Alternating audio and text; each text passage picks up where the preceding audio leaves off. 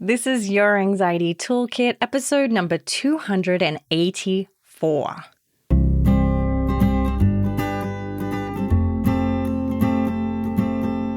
Welcome to Your Anxiety Toolkit. I'm your host, Kimberly Quinlan. This podcast is fueled by three main goals. The first goal is to provide you with some extra tools to help you manage your anxiety.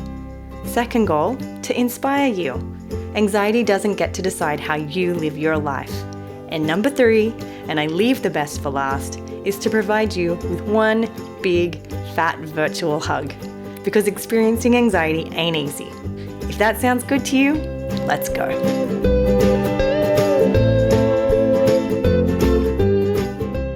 Welcome back, everybody. We are on the third video or the third part of this 6-part series on how to manage mental compulsions. Last week's episode with Jon Hershfield was bomb, like so good. And I will say that we this week have Shala Nicely and she goes for it as well. So I am so honored to have these amazing experts talking about mental compulsions, talking about what specific tools they use. So I'm not going to take too much time of the intro this time because I know you just want to get to the content. Again, I just want to put a disclaimer. This should not replace professional mental health care. This series is for educational purposes only. My job at CBT School is to give you as much education as I can, knowing that you may or may not have access to care or treatment in your own home. So I'm hoping that this fills in a gap that maybe we've missed in the past in terms of, we have ERP School. That's an online course teaching you everything about ERP to get you started if you're doing that on your own. But this is a bigger topic, right? Like this is an area that, I'd need to make a complete new course. But instead of making a course, I'm bringing these experts to you for free, hopefully giving you the tools that you need. If you're wanting additional information about ERP School, please go to cbtschool.com. But that being said, let's go straight over to this episode with Shala Nicely. Well, welcome, Shala. I am so happy to have you here. I'm so happy to be here. Thank you for having me. Okay, so I have heard a little bit of your views on this, but I am actually so excited now to kind of get into the juicy details of how you address mental compulsions or mental rituals. First, I want to check in with you. Do you call them mental compulsions, rituals, rumination? How do you address them?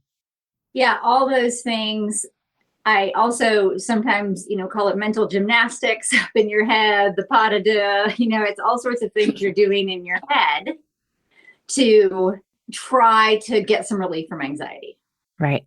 So if you had a patient or a client who really was struggling with mental compulsions, whether or not they were doing other compulsions as well, how might you address that particular part of their symptomology? So let me answer that by stepping back a little bit and telling you about my own experience with this, because a lot of the way I do it is based on what I learned trying to manage my own mental rituals. I've had OCD probably since I was 5 or 6, untreated until I was 39.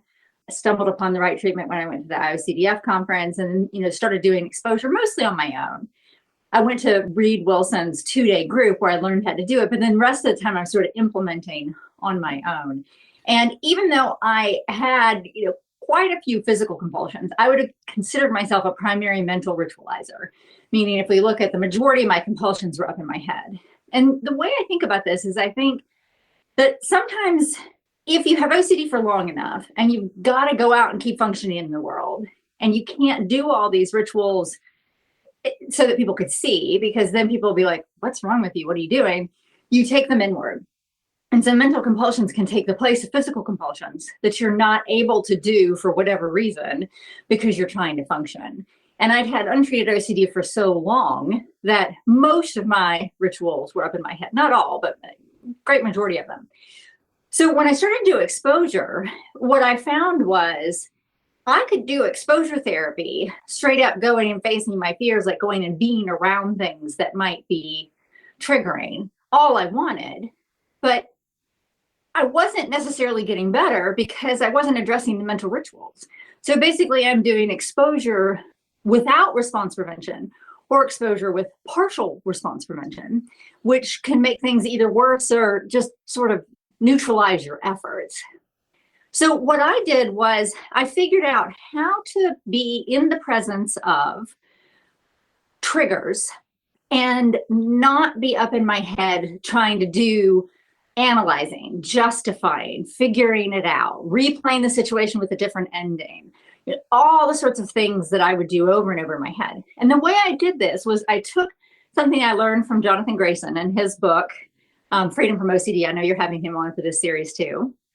And he talked about doing all this ERP scripting, where you basically write out the worst case scenario of what your OCD thinks is going to happen. And you write it in either a worst case way or an uncertainty focused way. And what I did was, after reading his book, I took that concept and I just shortened it down. And anything that my OCD was afraid of, I would just wrap may or may nots around it. So for instance, an example that I use in is Fred in the Refrigerator, so my memoir of trying to tame OCD and reclaim my life, was that I used to, when I was walking through stores like Target, if I saw one of those little plastic price tags that had fallen on the ground, if I didn't pick it up and put it out of harm's way, I was afraid somebody was going to slip and fall and break their neck. And it would be on some security camera that I just walked on past it and didn't do anything, right? So sort of a typical scrupulosity obsession. And so going shopping was really hard, right? Because I'm cleaning up the store as I'm shopping. And so what I would do is I would either go to Target, walk past the price tag, and then as I'm just passing the price tag, I would say things, and in Target, I obviously couldn't do this really out loud, sort of mumble it out loud is best, but I may or may not cause somebody to kill themselves by they're going to slip and fall on that price tag because I didn't pick it up. I may or may not be an awful, terrible, rotten human being. They may or may not catch me and throw me into jail. I may or may not rot in prison. People may or may not find out what a really bad person I really am. This may or may not be OCD, et cetera, et cetera, et cetera. And that would allow me to be present with the obsessions, all the what ifs. Those are basically what ifs turned into may or may nots, without compulsing with them, without doing anything that would artificially lower my anxiety.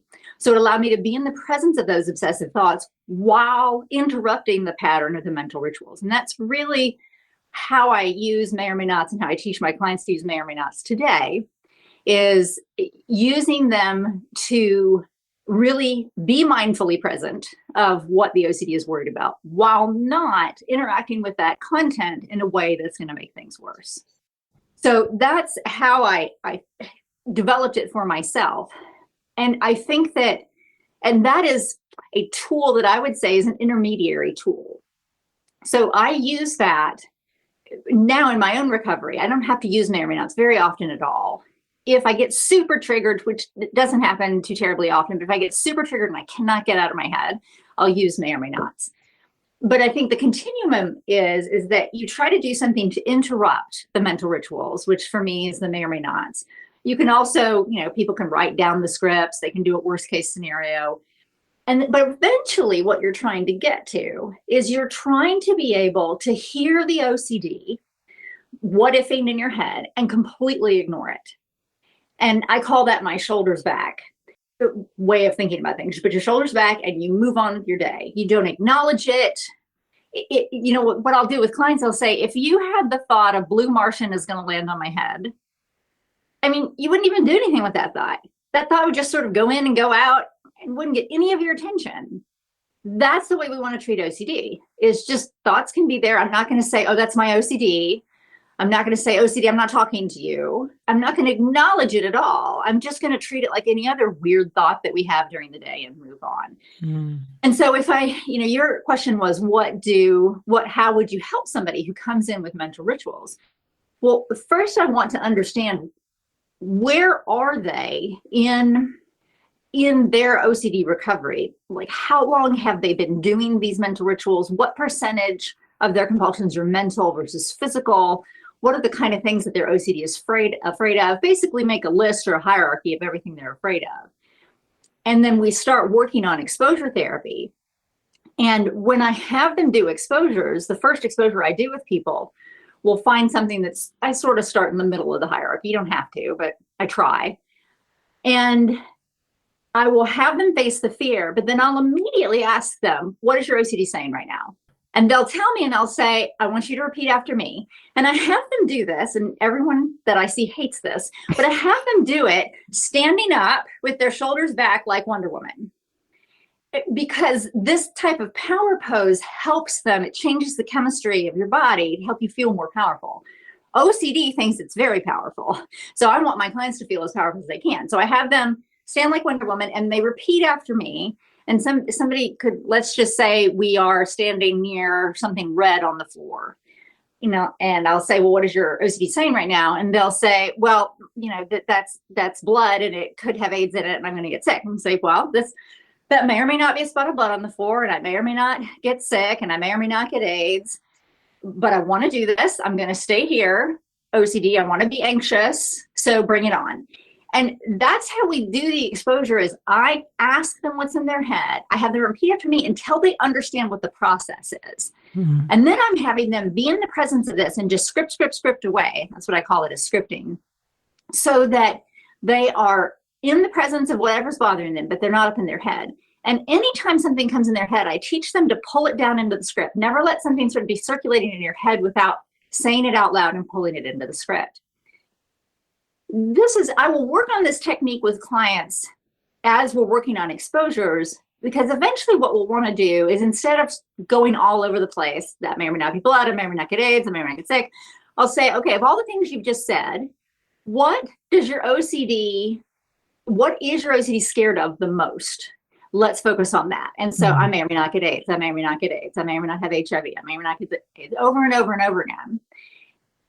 Until people start to say, oh, okay, I guess I don't have any control over this, right? Because what we're trying to do is help the OCD habituate to the uncertainty. Mm-hmm. And habituate, I know that's can be a confusing word. You don't have to habituate in order for exposure to work due to the theory of inhibitory learning, but we're trying to help your brain get used to the uncertainty. And like break into a different cycle, right? Instead of doing the old rumination cycle. Yes.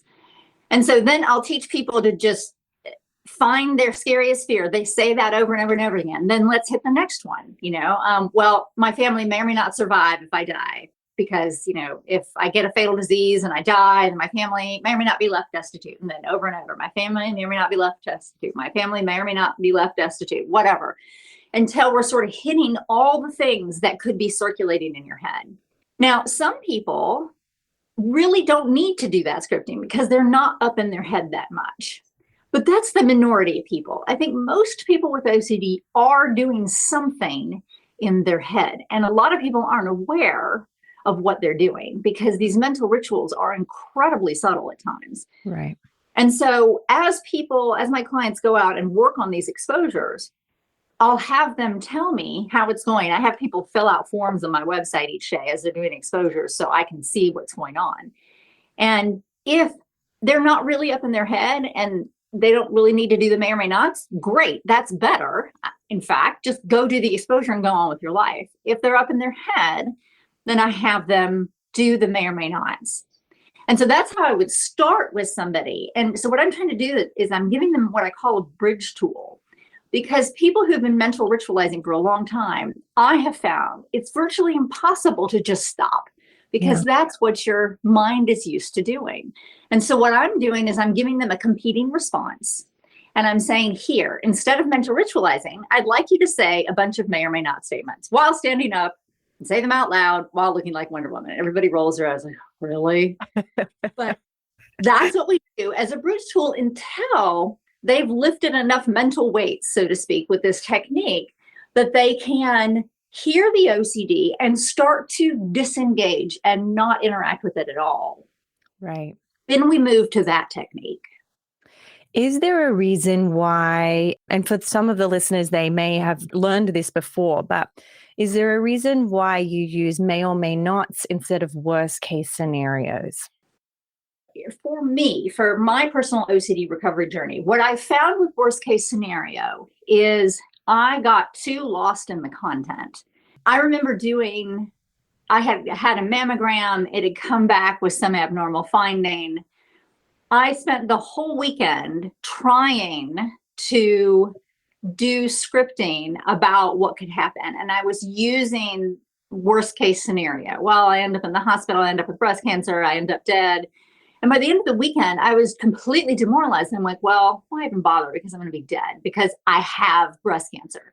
Like, that's where my mind took it, because I've had OCD long enough that if I get a really scary one and I play around in the content, I'm going to start losing insight. Yeah. And I'm going to start doing depression as a compulsion, which, I wrote a blog about, and we did a talk about, where you start acting depressed because you're believing what the OCD says, like, oh, well, I might as well just give up. I have breast cancer, and then becoming depressed and then acting like it's true. And then that's reinforcing the whole cycle. So for me, worst case scenario scripting made things worse. So when I stayed in the uncertainty realm, the may or may nots, that helped, because I was trying to help my brain understand, well, I may or may not have breast cancer. And if I do, I mean, I'll go to the doctor, I'll do what I need to do, but there's nothing I can do about it, like right now in my head, other than what I'm doing. Some people like worst case scenario and it works fine for them. And I think that works too. I mostly use may or may nots with clients unless they are unable, through numbing that they might be doing, if they're unable to actually feel what they're saying, because they're used to turning it over in their head and pulling the anxiety down artificially. And so I can't get a rise out of the OCD because there's a lot of really little subtle mental compulsions going on. Then I'll insert some worst case scenario to get the anxiety level up. Right. To help them really feel the fear, and then pull back into may or may not. But there's nothing wrong with worst case scenario. But for me, that was what happened. And I think if you are prone to depression, if you're prone to losing insight into your OCD when you've got a really big one, I think that's a risk factor for using that particular type of scripting. Right. And I found that the may or may nots have worked just as well as one, except the one thing, and I'm actually curious on your opinion on this, like we and I've not had this conversation, is I find that people who have a lot of magical thinking benefit by worst case scenario, like they're jinxing compulsions and so forth. Like the fear of saying it means it will happen. So saying the worst case is the best exposure. Is that true for you?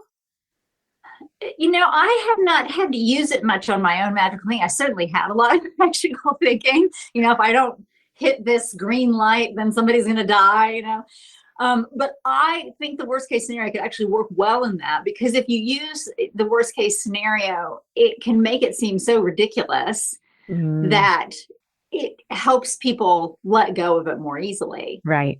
And I think you can do that with may or may nots too. Like, I'll try to encourage people to use the creativity that they have, because everybody with OCD has a ton of creativity. And we know that, right? Because the OCD shares your brain, and it's certainly the creative stuff. And to one up the OCD. So use the scripting to be like, gosh, I may or may not get some dread disease and give it to my entire neighborhood. I may or may not kill off an entire section of my county. We may or may not infect the entire state of Georgia. The entire United States may or may not blow up because I got this one disease. So, they may or may not have to eject me off Earth and make me live on Mars because I'm such a bad person. Like, just may or may not in all this crazy stuff too, because that's how to win, right? Is to one up the OCD. Like, it thinks that's scary, let's go even scarier. But the scarier you get, it also gets a little bit ridiculous after a while, and then the whole thing seems to be a little bit ridiculous. So I think you can still use that kind of worst case stuff with may or may nots. Right. Okay. So, I know you really well. I've always held you so high in my mind in just how resilient and strong you are in doing this.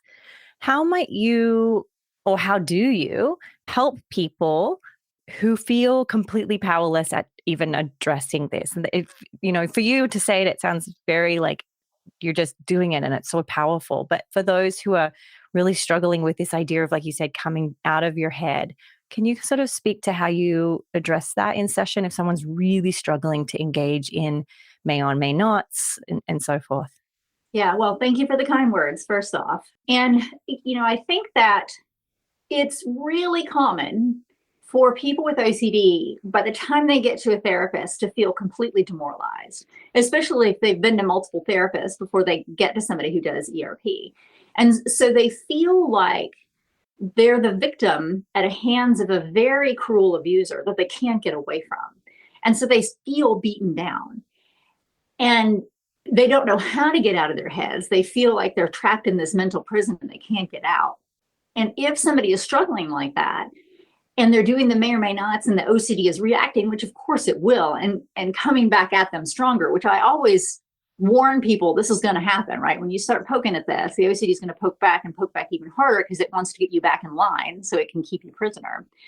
So what I'll often do in those situations, if I see somebody is really feeling like they have been so victimized that they're never going to be able to get over this, is the type of script I have them do is more of an empowerment script, which could sound like this, like OCD, I'm not listening to you anymore. I'm not doing what you want.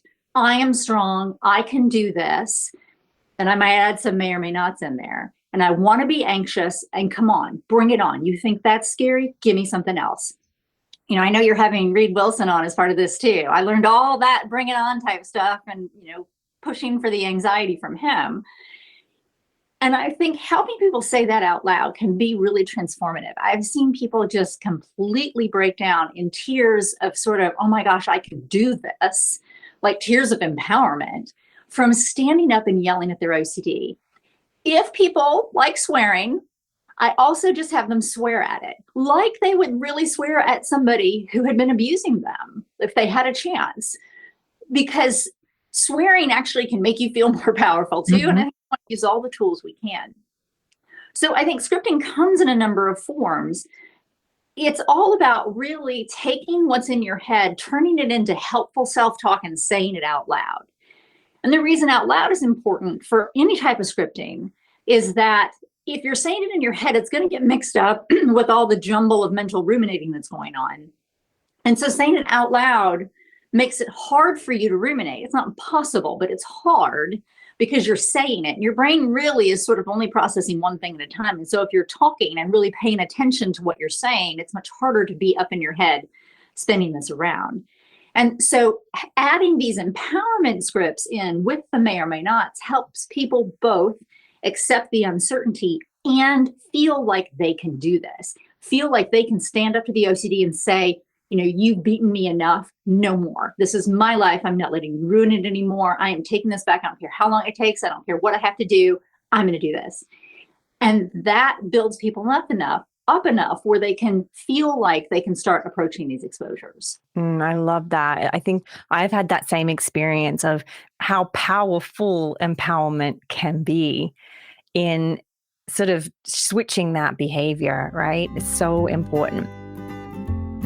Hey everybody, it's Kimberly here. Sorry to interrupt your show. I just wanted to remind you that this free 6-part series is hosted and sponsored by cbtschool.com.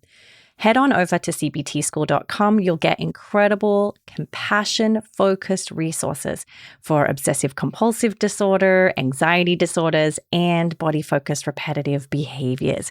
We have tons of free trainings. You can sign up for our free weekly newsletter that sends you weekly resources and skills.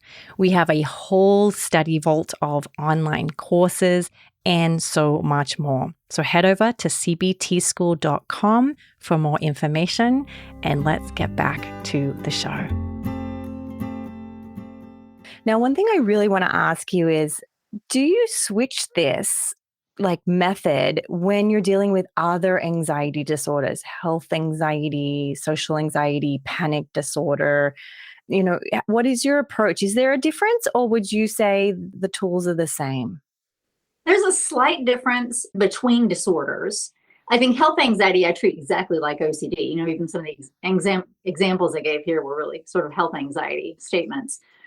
With panic disorder, and again, I learned this from Reed, and you can ask him more about this when you interview him, but with panic disorder, it's all about, I want to feel more shorter breath, more like there are elephants standing on my chest. I want my heart to beat faster, but I'm doing this while I'm having people do exercises that would actually create those feelings, like breathing through a little bitty cocktail straw, jogging, turning up a space heater and blowing it on themselves. So we're trying to create those symptoms and then talk out loud and say, come on, I want more of this. I want to feel more anxious. Give me the worst panic attack you've ever had. So it's all about amping up the symptoms. With social anxiety, It's a little bit different because with social anxiety, I would work on the cognitions first. So whereas with OCD, we don't work on the cognitions at all, other than I want you to have a different cognitive relationship with your disorder and your anxiety. I want you to want the anxiety. I want you to want the OCD to come and bother you, because that gives you an opportunity to practice. That's the cognitive work with OCD. I do not work on the cognitive work on the content. Like, I'm not going to say to somebody, well, the chances you're going to get AIDS from that little spot of blood is very small, right? That's Right. not going to be helpful. With social anxiety, we're actually working on those distorted cognitions at the beginning. And so a lot of the work with social anxiety is going to be going out and testing those new cognitions, which really turns the exposures into what we call behavioral experiments. It's more of a cognitive method. They're going out and saying, gosh, my new belief, instead of everybody's judging me, is, well, everybody is probably thinking about themselves, and I'm going to go do some things that my social anxiety wouldn't want me to do and test out that new belief. I might have them use that new belief, but also if their anxiety gets really high and they're having a hard time, saying, well, that person may or may not be judging me. They may or may not be looking at me funny. They may or may not go home and tell people about me. But really, we're trying to do something a little bit different with social anxiety. Right. And what about with generalized anxiety, with the mental sort of a lot of rumination there? Do you have a little shift in how you respond? Yeah, so it's funny that the talk that Michelle Massey and others gave at IOCD, I think it was at IOCDF this year, about what's the difference between OCD and GAD. Is there really a line there? I mean, I treat GAD very similarly to the way I treat OCD. People are up in their heads trying to do things. They're also doing other types of safety behaviors, compulsive safety behaviors, but a lot of people with GAD are just up in their head. They're just worried about more quote unquote real life things. But again, a lot of OCD stuff can be real life things. I mean, look at COVID. That was real life, and people's OCD could wrap itself around that. So I treat GAD and OCD quite similarly. There are some differences, but in terms of scripting, we call it worry time in GAD, so it's got a different name, but it's basically the same thing. Right. Okay. Thank you for answering that, because I know some folks here listening, not having OCD, and will be curious to see how it affects them. So is that the practice for you, or is there anything else you feel like people need to know going in terms of like, here is my strategy, here is my plan to target mental rituals? What would you say? So as I mentioned, I think the may or may nots are a bridge tool that are always available to you throughout your entire recovery. But my goal with anybody that I'm working with is to help them get to the point where they can just use shoulders back. And the way that I think about this is what I call my man in the park metaphor. So we've all probably been in a park where somebody is yelling, typically about the end of the world and all that kind of stuff. And even if you were to agree with some of the things that the person might say from a spiritual or religious standpoint, you don't run home and go, oh my gosh, we've got to pack all our things up because it's the end of the world. We have to get with all of our relatives and be together because we're all going to die, right? We don't do that. We hear what this guy is saying, and then we go on with our days. Again, even if you might agree with some of the content. Now, why do we do that? We do that because it's not relevant in our life. Like, we realize that person probably, unfortunately, has some problems, but it doesn't affect us. We hear it just like when we might hear birds in the background or a car honking, and we just go on with our day. Yeah. That's how we want to treat OCD.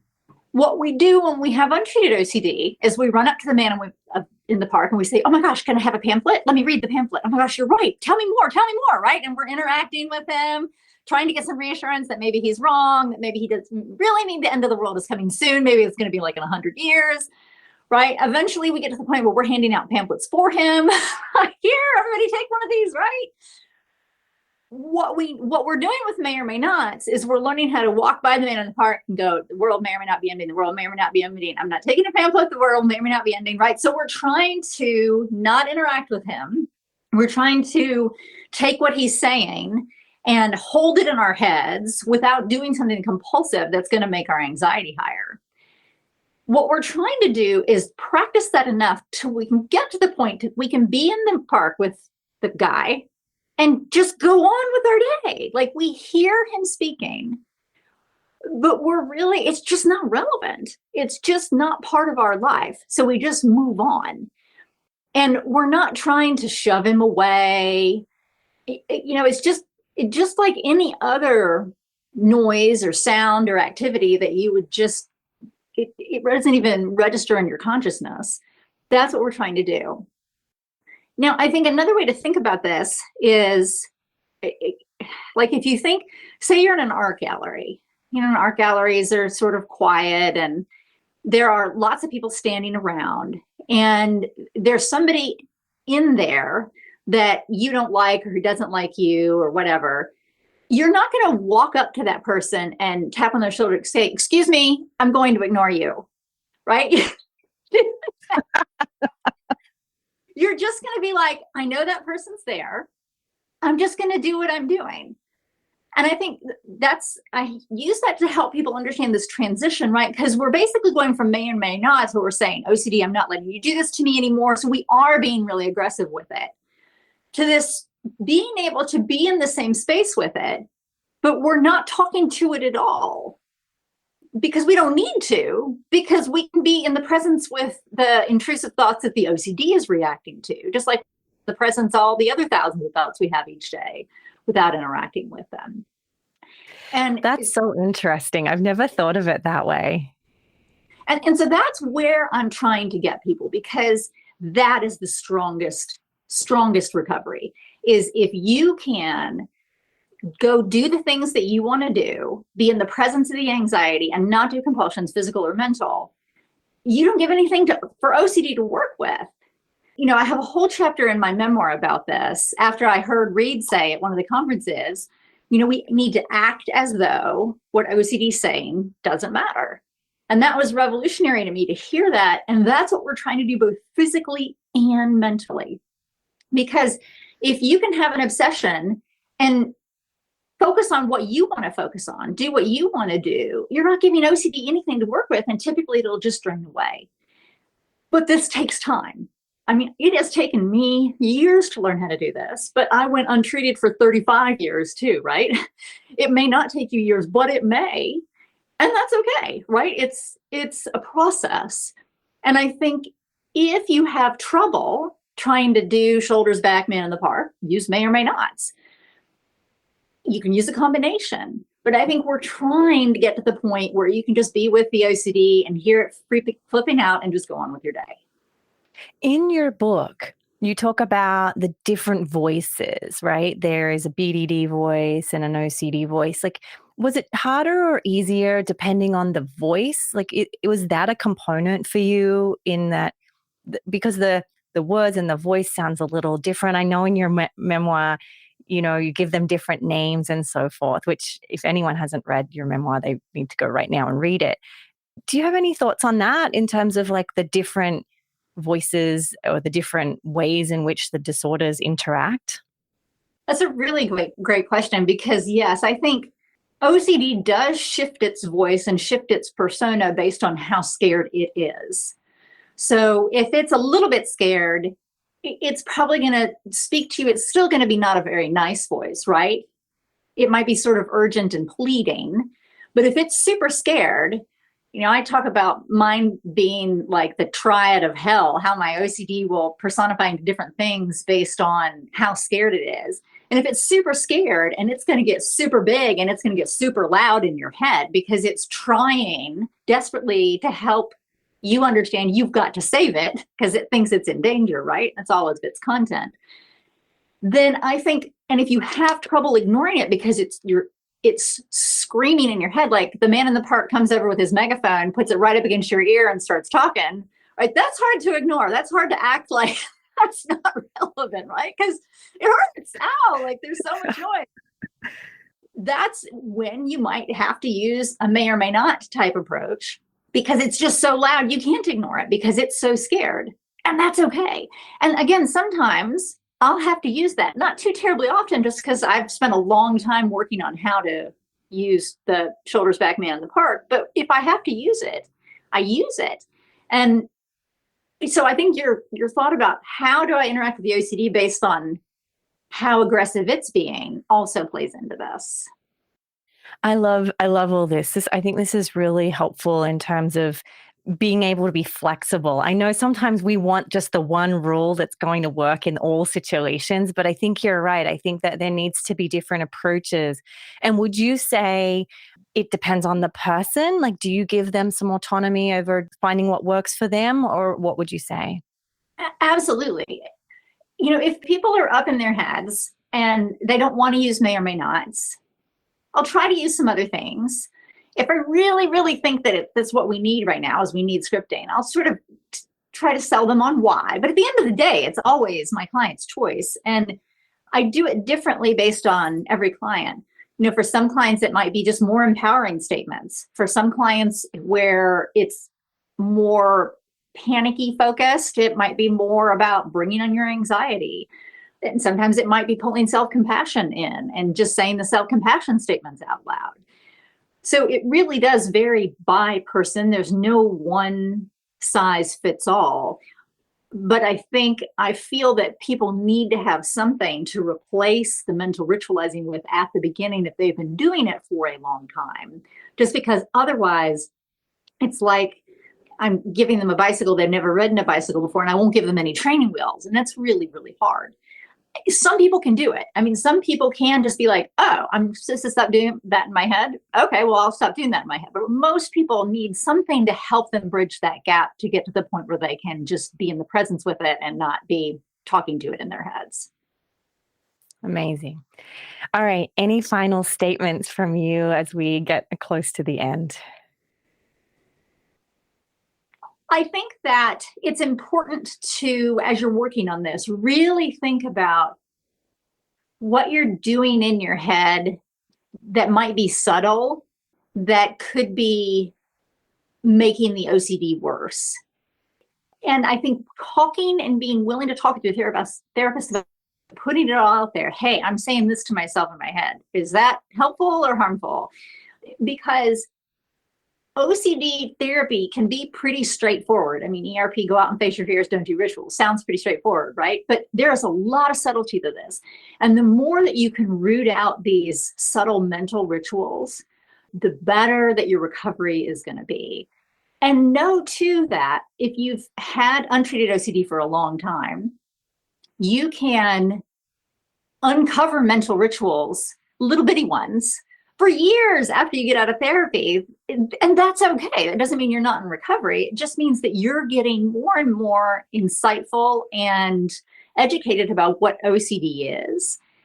And the more that you can pick those little things out, just the better your recovery will be. But we also don't want to be perfectionistic about that, right? Like, I must eliminate every single mental ritual that I have, or I'm not going to be in a good recovery. That's approaching your ERP like OCD would do, and we don't want to do that. But we do want to be mindful about the subtleties and make sure to try to pull out as many of those subtle things that we might be doing in our heads as possible.